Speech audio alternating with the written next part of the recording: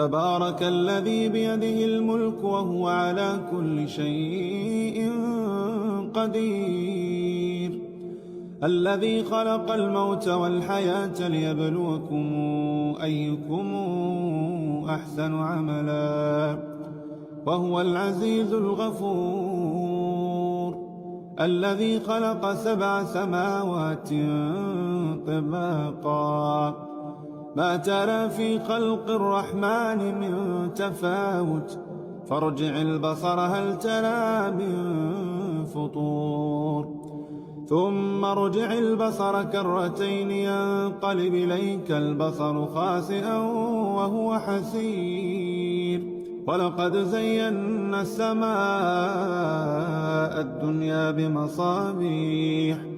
وجعلناها رجوما للشياطين وأعتدنا لهم عذاب السعير